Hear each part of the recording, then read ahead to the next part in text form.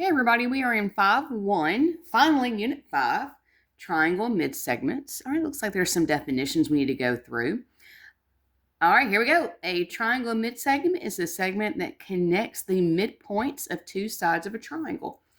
So we got a midpoint of AB, which is the point D. And we got a midpoint of BC, which is point E. So this is the midsegment because it connects the middle points of two triangles.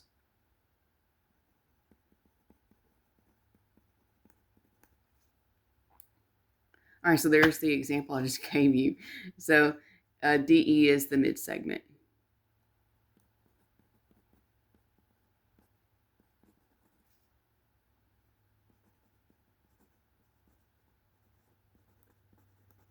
Having a hard time writing today.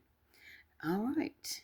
If a segment joins the midpoints of two sides of a triangle, then this segment is blank to the third side. And, they're actually parallel. So a midsegment is parallel to that base right there. So it's parallel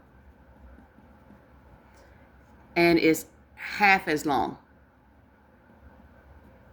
And you're sitting there going, hang on a second, what do you mean by that? Well, if the length of AC is 20, then DE is half of that. So that'll be 10. That's what I mean.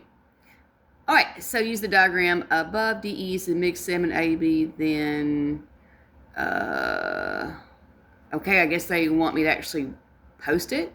So DE is skinny 11 is the symbol for parallel AC. And DE is 1/2 AC. So I assume they wanted some kind of formula there. I don't know. Listen, when I'm doing these videos, I don't have the answers in front of me. I don't do them ahead of time. I'm literally working them through right here in front of you, in front of this camera, and I'm talking my way through it because I want you to understand the way that I process things, the way that I think through. And that is incredibly difficult for students. If you're a brand new teacher, that is something that you're going to have to teach them how to do because they honestly don't know how. Number 1, identify all pairs of parallel segments. All right. So QR is parallel to WY. There's our first one. RS is parallel to XW is our second one. And QS is parallel to XY. There's no shame in color coordinating your stuff, you guys. It might make your life easier. So I said QR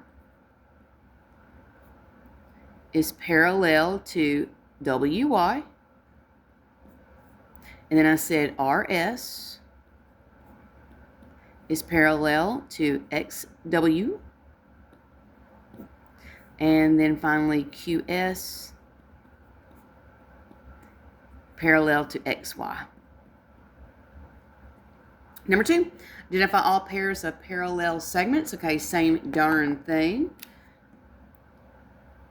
GH parallel to JL. GF parallel to KL.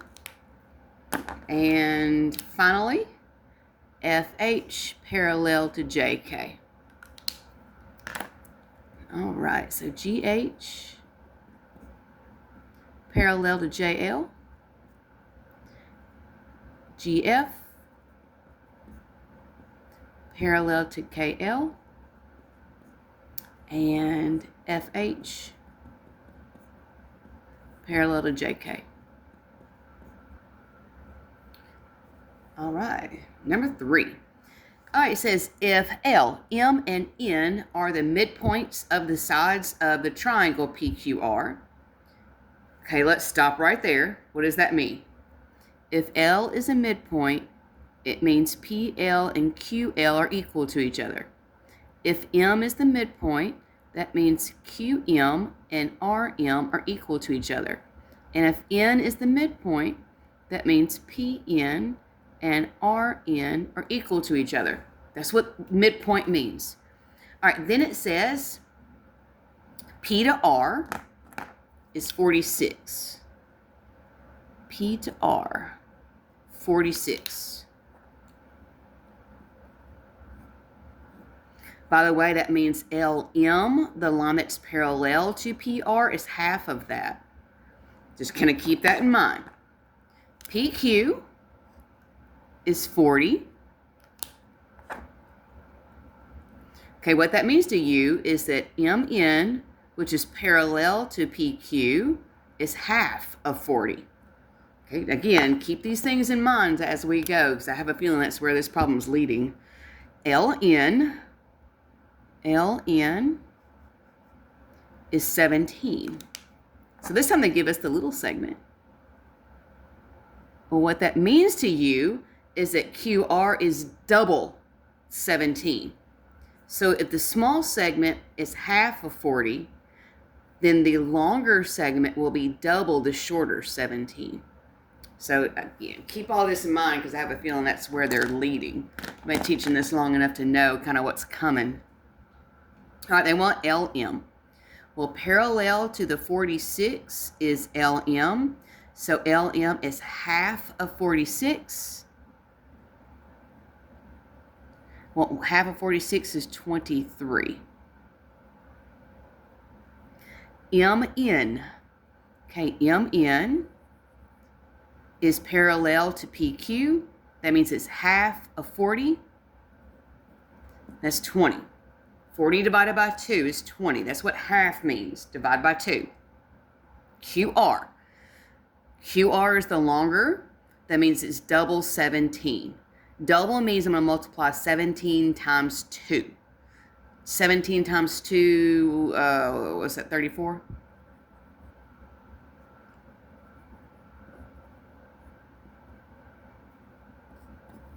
All right, and then finally MR. 17. 17 and 17 make 34. All right. Done with number 3. And if I'm going too fast, y'all pause that video. Send me a message on YouTube. I promise you I'll get back to you, or ask your teacher. Don't be afraid to ask questions, everybody, please. We like questions as teachers. Helps us know that you guys are trying, that you're staying with us, that you actually care. Oh my goodness. All right, here we go. Number 4, F, G, and H are the midpoints of the sides. Okay. So F is the midpoint. G is the midpoint of its side. H is the midpoint. All right. F to G is 9. That's 9. Which means its parallel segment will be double. Well, what's 9 times 2? FH. F to H is 7. Its parallel side will be double 7. So it's 7 times 2. All right. CD is 24.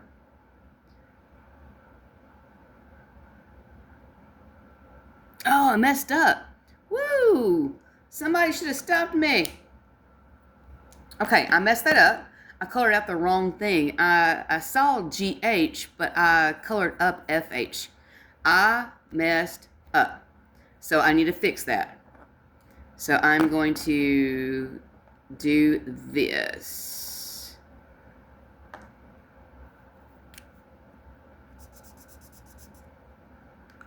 Color that over. Make that yellow instead. All right, so I'm going to go back. GH is 7.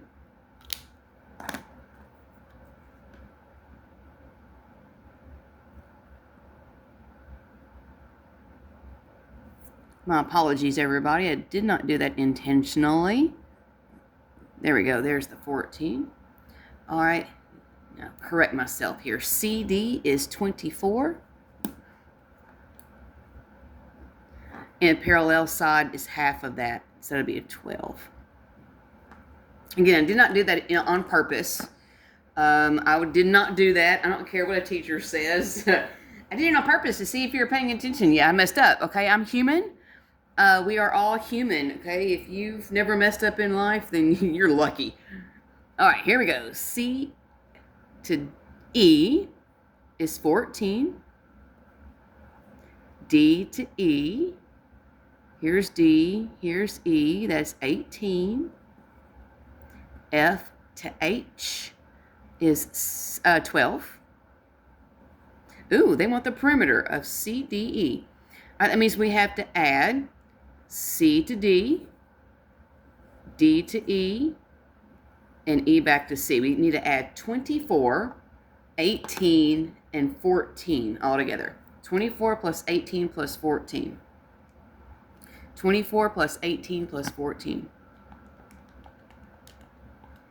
Looks like it's going to be 56.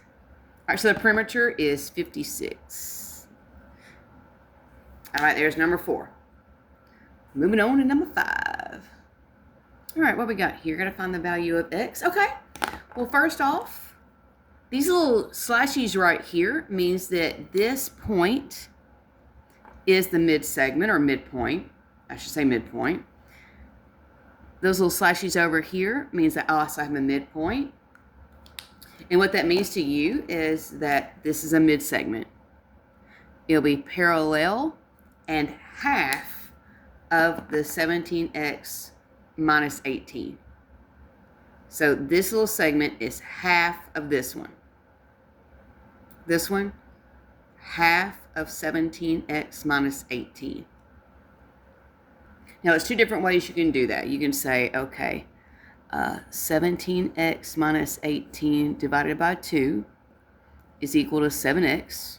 I have to take the longer one, cut it in half to be 7x.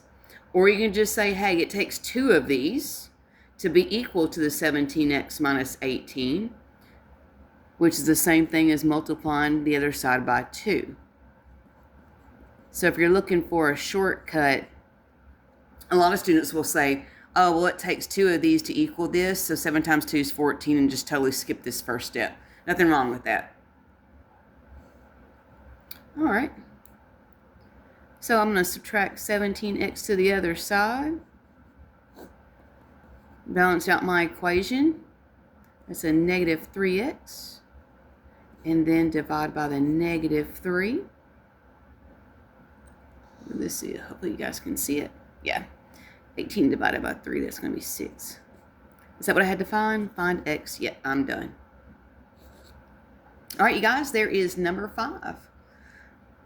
Number 6. Looks like the same concept, says find x. All right, so I'm going to do the shortcut. Since I have a midpoint, and these are equal, so I have another midpoint. This is a mid-segment. It takes 2 of these short ones to equal the long one. So I'm going to do 2 times 6x plus 31 equals 19x minus 36. I'm going to distribute here. Distributive property means I'm multiplying 2 by both of the things on the inside of the parenthesis. So I'm going to multiply 2 times 6x, and then I'm going to multiply 2 times 31. Well, 2 times 6x is 12x, and 2 times 31 is 62. Let's recopy the rest of the problems. I haven't done anything with that yet. I'm going to subtract 12x to the other side. Doesn't really matter which one you move first. Just kind of keep that in mind. That's going to be 7x minus 36. All right, well, I got my x's combined. Now I need to combine the things that do not have an x. So I add 36 to the other side. And I get 98. And I don't know, 7 times what's 98? I have no idea. 14. Yeah, okay. So x is 14. And is that what I had to find? Yes. Okay.